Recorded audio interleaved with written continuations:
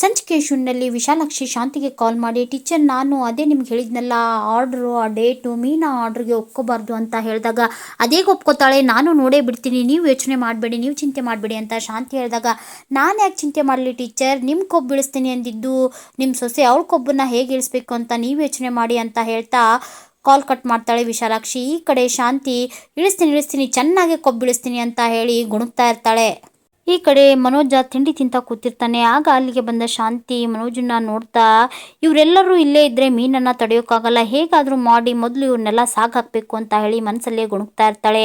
ಹಾಗೆ ಮನೋಜನ ಹತ್ರ ಬಂದು, ಏನೋ ಮನೋಜ ಇನ್ನೂ ತಿಂಡಿ ತಿನ್ನೋದು ಮುಗ್ದಿಲ್ವಾ ನೀನು, ಎದ್ದು ಹೋಗೋ, ಶೋರೂಮ್ ಯಾವಾಗಲೂ ಓಪನ್ ಮಾಡೋದು ಅಂತ ಹೇಳಿ ಬೈತಾ ಇರುವಾಗ, ಅಯ್ಯೋ ಇರಮ್ಮ ಓಪನ್ ಮಾಡಿದ್ರಾಯ್ತು ಅಂತ ಹೇಳಿ ಆಲಸ್ಯದಿಂದ ಮಾತಾಡ್ತಿರ್ತಾನೆ ಮನೋಜ.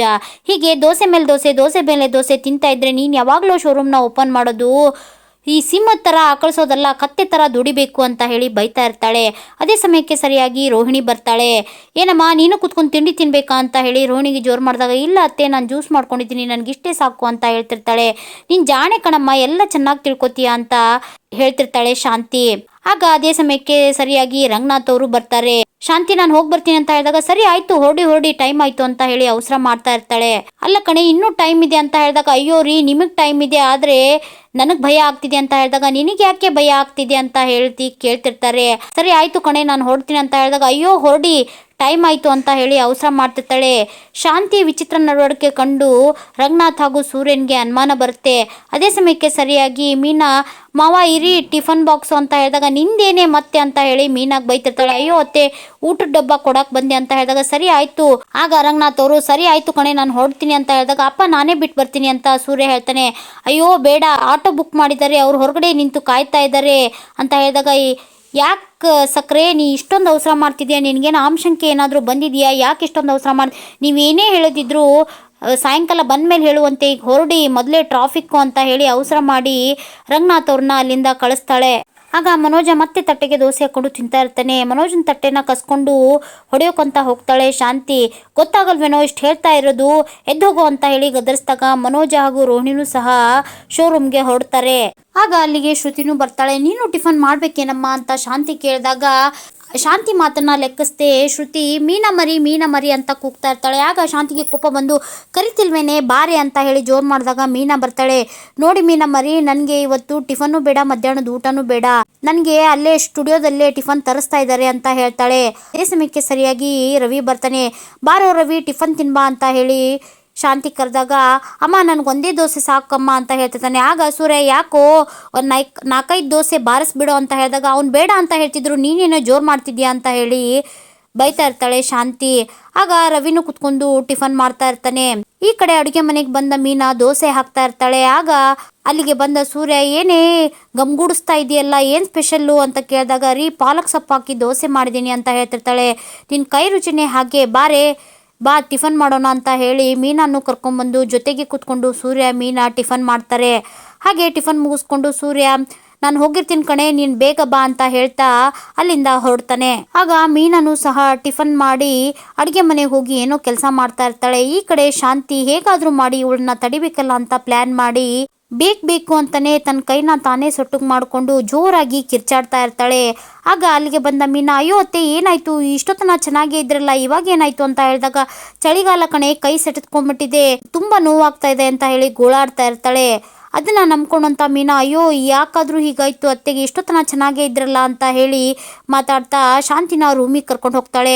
ಶಾಂತಿನ ರೂಮಿಗೆ ಕರ್ಕೊಂಡ್ ಬರ್ತಾಳೆ ಮೀನಾ. ಅಯ್ಯೋ ಅತ್ತೆ ಯಾಕತ್ತೆ ಏನಾಯ್ತು ಅಂತ ಕೇಳಿದಾಗ, ಥಂಡಿ ಅಲ್ವೇನೆ ಹೀಗೀಗ ಆಗ್ತಾ ಇರುತ್ತೆ, ಹೋಗಿ ಫ್ರಿಜ್ಜಲ್ಲಿ ಐಸ್ ಪ್ಯಾಕ್ ಇದೆ ತಂದು ಶಾಖ ಕೊಡು, ಗಂಟೆಗೊಂದ್ಸಲ ಶಾಖ ಕೊಡ್ತಾ ಇದ್ರೆ ಸರಿ ಹೋಗುತ್ತೆ ಸಾಯಂಕಾಲದವರೆಗೂ ಅಂತ ಹೇಳಿದಾಗ, ಸಾಯಂಕಾಲದವರೆಗೂ ಅತ್ತೆ ಒಂದು ಕೆಲಸ ಮಾಡೋಣ, ಹಾಸ್ಪಿಟ್ಲಿಗೆ ಹೋಗ್ಬರೋಣ ಬನ್ನಿ ಅಂತ ಹೇಳಿದಾಗ, ಹಾಸ್ಪಿಟ್ಲಾ ಬೇಡ ಕಣೆ, ಸಾಯಂಕಾಲವರೆಗೂ ಶಾಖ ಕೊಡ್ತಾ ಇದ್ರೆ ಬೇಗ ಹುಷಾರಾಗುತ್ತೆ ಅಂತ ಹೇಳಿದಾಗ, ಯಾಕೆ ನಿನಗೆ ನನಗೆ ನನ್ನ ಸೇವೆ ಮಾಡೋಕ್ಕಿಂತ ಇಂಪಾರ್ಟೆಂಟ್ ಬೇರೆ ಕೆಲಸ ಏನಾದರೂ ಇದೆಯಾ, ಓಹೋ ಕೈ ಸರಿ ಆಗಿಬಿಟ್ರೆ ಊರು ಸುತ್ತೋಕೆ ಹೋಗಬೇಕು ಅಂತ ಹೇಳಿ ಪ್ಲ್ಯಾನ್ ಮಾಡ್ಕೊಂಡಿದ್ಯಾ, ಹೋಗಿ ಐಸ್ ಪ್ಯಾಕ್ ತೊಗೊಂಬ ಅಂತ ಹೇಳಿ ಜೋರು ಮಾಡಿ ಮೀನನ್ನ ಅಲ್ಲಿಂದ ಕಳಿಸ್ತಾಳೆ. ಈ ಕಡೆ ಅಡುಗೆ ಮನೆಗೆ ಬಂದ ಮೀನಾ, ಅಯ್ಯೋ ಅತ್ತೆ ಕೈ ಬೇರೆ ಹೀಗಾಗಿದೆ, ಬೇಗ ಸರಿ ಹೋಗೋಕೆ ಕಾಣ್ತಿಲ್ಲ, ಏನು ಮಾಡೋದು, ಕಲ್ಯಾಣ ಮಂಟಪಕ್ಕೆ ಹೋಗಿ ಹೇಗೆ ಡೆಕೋರೇಷನ್ ಮಾಡಲಿ ಅಂತ ಹೇಳಿ ಯೋಚನೆ ಮಾಡ್ತಾ ನಿಂತ್ಕೋತಾಳೆ. ಹಾಗೆ ಐಸ್ ಪ್ಯಾಕ್ನ ತಂದು ಶಾಂತಿ ಕೈಗೆ ಮಾಡ್ತಾ ಇರ್ತಾಳೆ. ಆಗ ಶಾಂತಿ ನಿಧಾನವಾಗಿ ಮಾಡೇ ಇದೇ ಚಾನ್ಸು ಅಂತ ಹೇಳಿ ಮತ್ತೆ ಕೈಗೆ ಮುರಿದ್ಬಿಟ್ಟಿಯಾ. ಸರಿ ಆಯಿತು ಹೋಗು, ನಾನು ಈ ಐಸ್ ಪ್ಯಾಕ್ನ ಇಟ್ಕೋತಿರ್ತೀನಿ, ನೀನು ಬಿಸಿನೀರು ಕಾಸ್ಕೊಂಬಂದು ಶಾಖ ಕೊಡು ಅಂತ ಹೇಳಿ ಮತ್ತೆ ಮೀನನ್ನ ಕರೆದು ಬಿಸಿನೀರು ಶಾಖ ಬೇಡ ಕಣೆ, ಸೂಪ್ ಮಾಡ್ಕೊಂಬ, ಈ ಟೈಮಲ್ಲಿ ಸೂಪ್ ಕುಡಿದ್ರೆ ಬೇಗ ಹುಷಾರಾಗುತ್ತೆ ಅಂತ ಹೇಳಿ ಮೀನನ್ನ ಅಲ್ಲಿಂದ ಕಳಿಸ್ತಾಳೆ. ತನ್ನ ಕೈನ ತಿರುಗಿಸ್ತಾ ಆರಾಮಾಗಿ ರೂಮಲ್ಲಿ ಕುತ್ಕೊಂಡಿರ್ತಾಳೆ ಶಾಂತಿ. ಅಡುಗೆ ಮನೆಗೆ ಬಂದ ಮೀನಾ ಯೋಚನೆ ಮಾಡ್ತಾ, ಅತ್ತೆ ಕೈ ಬೇರೆ ಹೀಗಾಗಿದೆ, ಸಂಜೆವರೆಗೂ ಹುಷಾರಾಗಲ್ಲ ಅಂತ ಅಂತಿದ್ದಾರೆ, ಏನು ಮಾಡೋದು, ಕಲ್ಯಾಣ ಮಂಟಪಕ್ಕೆ ಬೇರೆ ಹೋಗಿ ಡೆಕೋರೇಷನ್ ಮಾಡೋದು ಹೇಗೆ ಮಾಡೋದು ಅಂತ ಯೋಚನೆ ಮಾಡ್ತಾ ಸೂರ್ಯನಿಗೆ ಕಾಲ್ ಮಾಡ್ತಾಳೆ. ಮೀನಾ, ನಾವು ಬಂದು ತುಂಬ ಹೊತ್ತಾಯಿತು, ಎಲ್ಲರೂ ಬಂದಿದ್ದಾರೆ, ಹೂವು ಬಂದಿದ್ದಾವೆ, ನೀ ಎಲ್ಲಿ, ಯಾವಾಗ ಬರ್ತೀಯ ಅಂತ ಕೇಳಿದಾಗ ರೀ ಅತ್ತೆಗೆ ಹುಷಾರಿಲ್ಲ ಅಂತ ಹೇಳ್ತಾಳೆ ಮೀನಾ. ಸಕ್ಕರೆಗ ಏನಾಯಿತು ಕಣೆ, ಬೆಳಗ್ಗೆ ತಾನೇ ಹುಷಾರಿದ್ರಲ್ಲ ಅಂತ ಹೇಳಿದಾಗ ಗೊತ್ತಿಲ್ಲ ರೀ, ಕೈ ಸೆಟ್ಕೊಂಡ್ಬಿಟ್ಟಿದೆ ಅಂತ ಹೇಳಿದಾಗ ಪದೇ ಪದೇ ಹೀಗಾಗುತ್ತೆ ಅಂತ ಹೇಳ್ತಿದ್ರು ಅಂತ ಹೇಳಿದಾಗ ಹೌದು ಕಣೆ, ಮೊನ್ನೆ ಒಂದ್ಸರಿ ಆಗಿತ್ತಲ್ಲ, ಒಂದು ಕೆಲಸ ಮಾಡು, ನೀನು ಇಲ್ಲಿಗೆ ಬಾ, ನಾನು ಅಲ್ಲಿಗೆ ಬರ್ತೀನಿ ಅಂತ ಹೇಳಿದಾಗ ಇಲ್ಲ ರೀ, ಇಂಥ ಟೈಮಲ್ಲಿ ನಾನು ಅತ್ತೆನ ಬಿಟ್ಟು ಬರೋಕ್ಕಾಗಲ್ಲ ಅಂತ ಹೇಳ್ತಿರ್ತಾಳೆ. ಹಾಗಿದ್ರೆ ಏನೇ ಮಾಡ್ತೀಯಾ, ಒಪ್ಕೊಂಡಿರೋ ಆರ್ಡ್ರನ್ನ ಕ್ಯಾನ್ಸಲ್ ಮಾಡ್ತೀಯಾ, ನೀನು ಈ ಆರ್ಡ್ರನ್ನ ಏನಾದರೂ ಮುಗಿಸ್ಲಿಲ್ಲ ಅಂದರೆ ನಿನಗೆ ಕೆಟ್ಟ ಹೆಸರು ಬರೋದು, ಯೋಚನೆ ಮಾಡು ಅಂತ ಹೇಳಿದಾಗ ಇರಿರಿ ಒಂದು ನಿಮಿಷ, ನಾನೇನಾದರೂ ಯೋಚನೆ ಮಾಡ್ತಿರ್ತೀನಿ ಅಂತ ಹೇಳ್ತಿರ್ತಾಳೆ. ಆಗ ಸೂರ್ಯ ಒಂದು ಕೆಲಸ ಮಾಡು, ಮೈಕಮ್ಮಂಗೆ ಹೇಳು, ಮೈಕಮ್ಮ ಅಲ್ಲಿಗೆ ಬರ್ತಾಳೆ, ಸಕ್ಕರೆನ ನೋಡ್ಕೋತಾಳೆ, ನೀನು ಇಲ್ಲಿಗೆ ಬರುವಂತೆ ಅಂತ ಹೇಳಿದಾಗ ರೀ ಹಾಗೆಲ್ಲ ಆಗಲ್ಲ, ನಾನು ಅತ್ತೆನ ಬಿಟ್ಟು ಎಲ್ಲೂ ಬರಲ್ಲ ಅಂತ ಹೇಳ್ತಾ ಒಂದು ಕೆಲಸ ಮಾಡಿ, ನೀವು ವಿಡಿಯೋ ಕಾಲ್ ಮಾಡಿ ಕನಕ ಮತ್ತು ಅಲ್ಲಿ ಎಲ್ಲರೂ ಬಂದಿದ್ದಾರಲ್ಲ, ನಾನು ಹೇಳ್ದಂಗೆ ಅವರು ಡೆಕೋರೇಷನ್ ಮಾಡ್ತಾ ಹೋಗ್ತಾರೆ ಅಂತ ಹೇಳಿದಾಗ ಆಗ ಸೂರ್ಯ ಕಾಲ್ ಕಟ್ ಮಾಡಿ ಮೀನಾ ಹೇಳಿದ್ನ ಎಲ್ರಿಗೂ ಹೇಳೋಕಂತ ಹೊರಡ್ತಾನೆ. ತರಕಾರಿ ಹಚ್ಕೊಳ್ತಾ ಸೂರ್ಯನ್ಗೆ ವಿಡಿಯೋ ಕಾಲ್ ಮಾಡಿ ಕನಕನ್ ಜೊತೆ ಮಾತಾಡ್ತಾಳೆ.